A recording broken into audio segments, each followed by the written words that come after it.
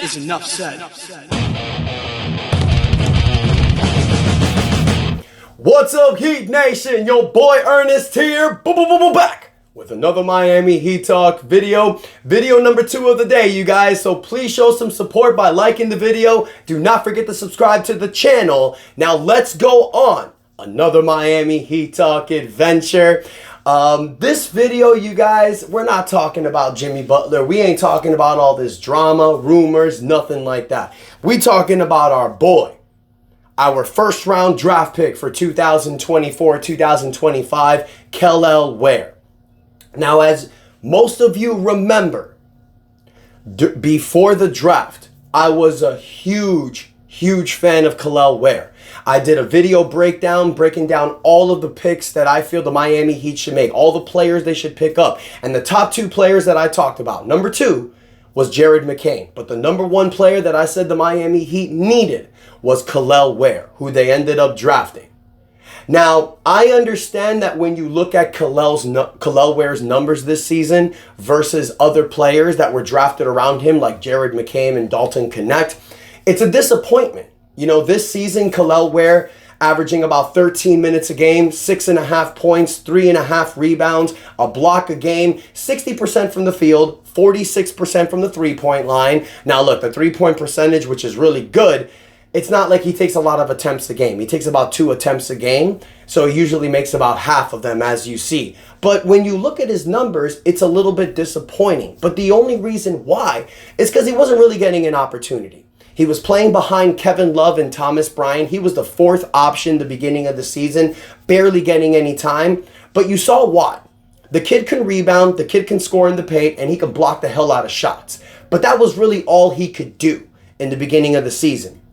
He wasn't really getting a lot of opportunities because of the mistakes that he would make on the defensive end of the floor. Now, you've seen him evolve. You've seen him get better. You've seen him break out and have some great games. Now, I have Kel'el Ware's last 10 games right in front of me right now. And when you look at his last game against the Clippers without Bam Adebayo, he played amazing. In 33 minutes, he grabbed 19 points, 13 rebounds, a steal, a block, 3 for 3 from the three-point line. But the 4 games prior to that, 7 points, 8 points, 6 points, 6 points, that was all under 20 minutes of play. One thing I've noticed about Kel'el Ware when I look at these last 10 games, there have been 3 games where he has gotten over 20 minutes. And each of those games, I feel he's had great games. January 4th against the Utah Jazz, he played 22 minutes, grabs 12 points, 5 for 9 for the field, 4 rebounds, 2 steals.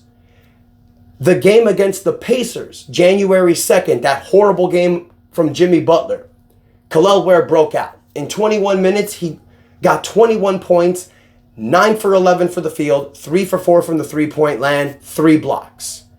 And then the last game against the Clippers was 33 minutes. So those 3 games that Kel'el Ware got over 20 minutes, great games. Every other game where he played less than 20 minutes, he had very basic average games. But look, the December 29th against the Rockets, he has 14 minutes, 7 points and 7 rebounds with a block. Even when he plays under 20 minutes, he shows you his value. Now, I said this before the season started. I didn't think that Kel'el Ware was going to get time, not until now. I mean, I call myself the Miami Heat Nostradamus joking around, but damn, sometimes I just knock it out the park.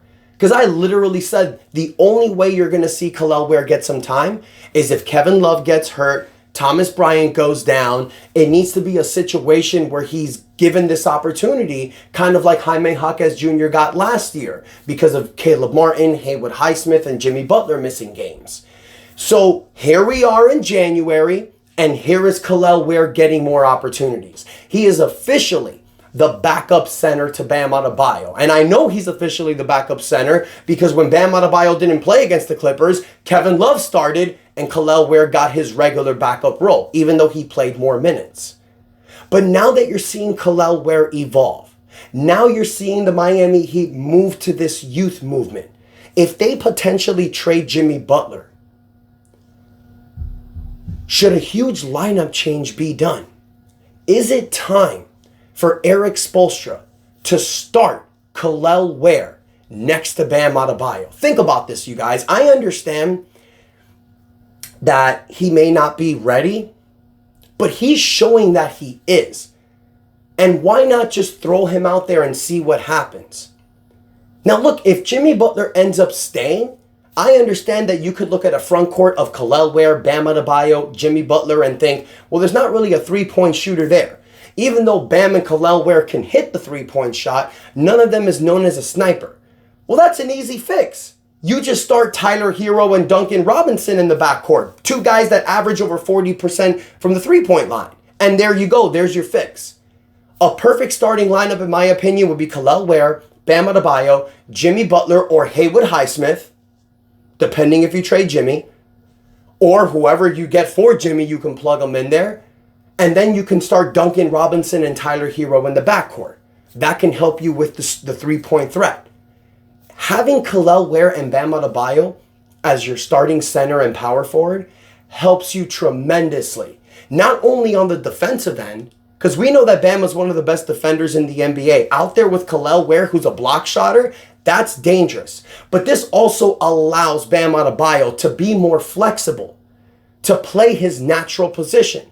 And I know what some people might be thinking right now. Well, if Kel'el Ware starts next to Bam, who's going to be the backup center? Hello? You have Kevin Love and you also have Nikola Jovic. You're playing Kel'el Ware and Jovic off the bench. You can still do that with Kevin Love and Jovic. You have a pretty solid power rotation on this team, something we haven't had in years. Bam Adebayo, Kel'el Ware, Kevin Love, and Nikola Jovic. Four guys that can play the center and power forward position. So if you ask me, you guys, I think a shakeup is needed. I think a lineup shakeup should definitely be done. And I think Spo should seriously consider starting a few games with Kel'el Ware and Bam Adebayo just to see how it goes. But if you ask me, I don't think it's going to happen. Spo loves the small lineup. Spo loves starting Bam and Haywood Highsmith. Till this day, I don't get why, but this is what Spo prefers. And I think we're going to see Kel'el Ware come off the bench unless Kel'el Ware just continues to dominate. So I want to hear from you, Heat Nation. Do you think it's time for the Miami Heat to start Kel'el Ware, or do you think he's perfect in the backup center row? Let me know what you guys think in the comments. Don't forget to like the video. Do not forget to subscribe to the channel. We're pushing to 6,000 subscribers. Thank y'all for your continued support. And until next time, your boy Ernest out. And that is enough said.